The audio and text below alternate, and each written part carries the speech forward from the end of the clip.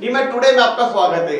जावद में कांग्रेस उम्मीदवार दिलीप सिंह गुर्जर के दौरे के समय मौजूद रहे कांग्रेस के कद्दावर नेता समंदर पटेल ने इशारों में कांग्रेस के बड़े नेता सत्यनारायण पाटीदार पर हमला बोला।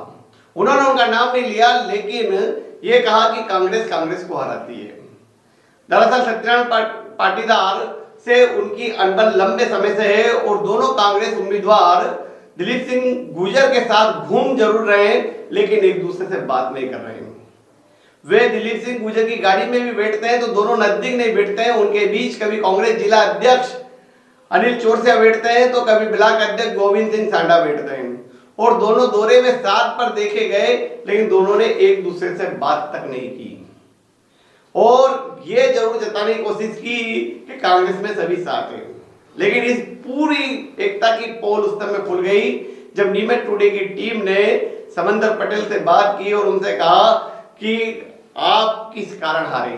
तो उन्होंने सत्यनारायण पाटीदार पर तंज कसते हुए कहा कि कांग्रेस ही कांग्रेस को हराती है और ये तंज उन्होंने बहुत पहले राजकुमार अहीर के लिए भी कहा था और राजकुमार अहीर पर खुलकर आरोप लगाए थे। और इसी तरह की बात उन्होंने सत्यनारायण पाटीदार को लेकर कही जब वे नीमच टुडे से बात कर रहे थे और इस तरह के सवालों का जवाब दे रहे थे तो वहां सत्यनारायण पाटीदार भी मौजूद थे। वे उनकी बात सुनकर इधर उधर हो गए। यह बात भी सही है कि विधानसभा चुनाव में जब समंदर पटेल खड़े हुए तो राजकुमार अहीर के तो सारे रहस्य उजागर हो गए, लेकिन सत्यनारायण पाटीदार पर भी सवाल उठे और उनको लेकर भी कांग्रेस कार्यकर्ताओं ने उन्हें कटघरे में खड़ा किया। और हाल ही में जब जावद में दूसरे कार्यक्रम को लेकर सत्यनारायण पटेल समर्थक और समंदर पटेल समर्थक व्हाट्सएप ग्रुप में भिड़ लिए और दोनों एक दूसरे को नीचा दिखाने की कोशिश करने लगे। कांग्रेस में तनातनी है, यह स्पष्ट है।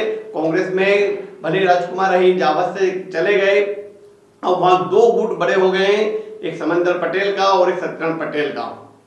सत्यनारायण पटेल पर समंदर पटेल खुलकर आरोप नहीं लगा रहे हैं, लेकिन वे कहते हैं उनकी तरफ उन पर तंज कसते हैं कि कांग्रेस ही कांग्रेस को हराती है। वे अपना दर्द बयां करते हैं। सुनिए क्या कहा सत्यनारायण समंदर पटेल ने। नीमच टुडे की टीम पहुंची है रतनगढ़ के पास कसमरिया गांव और रतनगढ़ हमेशा कांग्रेस का बेल्ट रहा है। विपरीत परिस्थिति में भी कांग्रेस यहां जीतती रही है। समंदर पटेल ने भी यहां से लीड ली और अब उन्हीं के साथ कांग्रेस जिला अध्यक्ष के साथ कांग्रेस के उम्मीदवार दिलीप सिंह गुर्जर घूम रहे हैं। आइए जानते हैं। समंदर भाई, यहाँ कांग्रेस का गढ़ रहा है, आपने भी यहाँ से लीड ली थी, क्या लग रहा है इस बार दिलीप भाई के लिए कितना समर्थन मिल रहा है? काफ़ी अच्छा जन समर्थन मिल रहा है और जनता इस बार परिवर्तन के मूड में है और दिलीप भाई जावद विधानसभा से 10,000 से ऊपर मतों से जीतेंगे। ये बात तो आप विधानसभा चुनाव में भी कह रहे थे हम 10,000 वोटों से जीतेंगे, लेकिन गणित बहुत कम हो गई थी। हाँ, ये विधानसभा चुनाव की स्थिति अलग थी, बाकी इस चुनाव में जो है क्योंकि 10 साल से सांसद महोदय लोगों के बीच कभी आए नहीं, न कोई विकास कार्य किया है। यहाँ लोगों से कहा किसानों को सीपीएस पद्धति दी उन्हें, जिसमें उन्होंने खुद का निजी स्वार्थ है उसमें।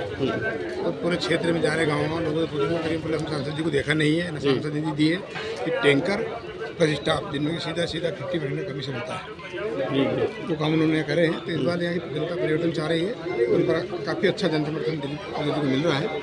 सीपीएस सिस्टम में क्या निजी स्वार्थ है? सीपीएस में है कि सीधा किसानों के साथ धोखाधड़ी होती है, किसानों के साथ सीधा उनसे लूटमार होती है। तो सीपीएस में डोडा तोड़ने के पैसे लगते हैं, उनको तुड़वाने के लिए पैसे लगता है। उसमें बड़ी किसान के साथ बड़ी रिस्क है कि डोडा चुरा आदमी किसान को उसकी लागत भी नहीं मिल पाती है उसमें। उसके बाद भी उसको डर रहता है कि मेरे कहीं मुकदमे में नहीं खुल जाती है, मुकदमे की हमेशा डर बना रहता है। तो मतलब सीपीएस पद्धति से किसानों के साथ सीधी धोखाधड़ी है और ये पद्धति लाने वाले हैं सुधीर गुप्ता की। आपकी हार का बड़ा कारण क्या मानते हैं?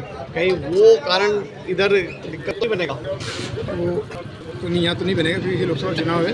अपने इधर चुनाव तो आप सबको मालूम है, अध्यक्ष भी खड़े हैं कि जावद तो कांग्रेस ने हराया है। अच्छा, बाकी इस बार ऐसा नहीं है। मतलब ये तो बहुत बड़ी बात कह रहे हैं कि जावद में कांग्रेस ने ही कांग्रेस को हराया और यहाँ लोकसभा चुनाव में ऐसे हालत बने तो क्या होगा? लोकसभा में हालत नहीं है, लोकसभा में दिलीप विरोधी का कोई नहीं है क्योंकि लोकसभा चुनाव में दावेदारी किसी ने की भी नहीं थी। और दिलीप विरोधी का क्या जो तो जमीनी का नेता है, वो अच्छा व्यवहार है उनका। जो आदमी 4 बार का विधायक रहा है, ऐसा लगता है कि उस आदमी ज़मीनी पकड़ इतनी है, लोगों के भी सुख दुख में साथ रहते हैं। और काफ़ी मैं तो कम से 30 साल से पारिवारिक मेरा संबंध है, परिचित हूँ मैं उनकी कार्यशैली से मैं जानता हूँ उनकी जो विजय होगी। जी जी, हमारे बीच अनिल चौरसिया जी हैं। चौरसिया जी, आप लगातार घूम रहे हैं, क्या लग रहा है कांग्रेस का किस तरह से माहौल है? कह रहे हैं कि राम लहर में कांग्रेस खत्म हो गई है। कहाँ राम लहर भाई, 6 महीने हो गए जी 22 जनवरी को राम लहर वहीं खत्म हो गई थी। 6 और ये भारत की जनता है, ये तत्काल भूल जाती है। ये अगर 1 महीने तक अगर रह गया तो रह गया, नहीं तो गया मामला सब। जी, अभी हमने देखा कि गांव-गांव में सुधीर गुप्ता एक बड़ा मुद्दा उठा रहे हैं विरासत टैक्स का। कहा उन्होंने कि इंदिरा गांधी विरासत टैक्स लाई थी, लेकिन जब अपनी ही संपत्ति जाने का डर आया तो उन्होंने विरासत टैक्स घटा दिया। और सीएम पित्रोदा के इस बयान के बाद एक माहौल बन रहा है कि कांग्रेस आई तो संपत्तियां छीनेंगी, मंगलसूत्र छीनेंगे और ज़्यादा बच्चे वालों में बटेंगे। अरे कैसी हास्यास्पद बात कहते हैं ये लोग। उसको सुधीर गुप्ता जी को ये पता नहीं कि जवाहरलाल नेहरू, पंडित जवाहरलाल नेहरू जो भारत के प्रधानमंत्री थे, उन्होंने अपना आनंद भवन इस देश के लिए दान करा।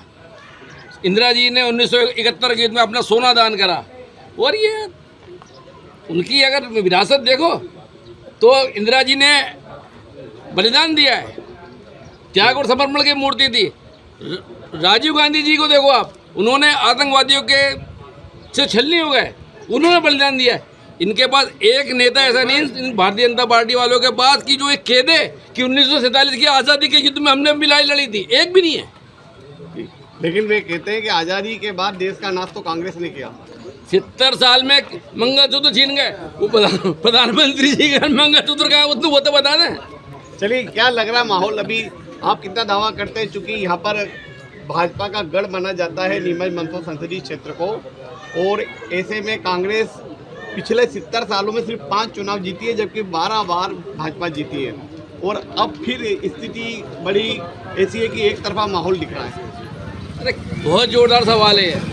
क्या हम मानते हैं कि भाजपा का गढ़ है, आरएसएस का गढ़ है, और उस गढ़ को लक्ष्मण जी पांडे 8 बार जीते, और फिर हम किसको लाए? हम उसी नागदा से मीनाक्षी नटराजन को लाए जो चारों खाना चित कर दिया लक्ष्मण पांडे को। और फिर 2 बार के सांसद कौन है? गुप्ता जी।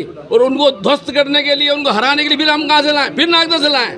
कौन? दिलीप भाई गुर्जर, 4 बार के विजेता है वो।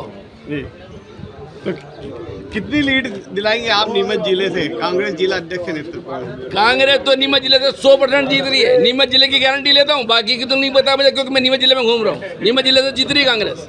कितने वोटों से जीतेगी? अरे ये वोट का चक्कर छोड़ो, कांग्रेस जीत रही है यहाँ से, और यहाँ से जीत रही है, मतलब कांग्रेस लोकसभा जीत रही है। बहुत बढ़िया। तो आपसे अनिल चौरसिया बहुत कॉन्फिडेंस में और कांग्रेस को जिताने की बात कर रहे हैं। हर बात का उन्होंने बेबाकी से जवाब दिया। हिमांशु राजोरा के साथ राकेश सोनकर।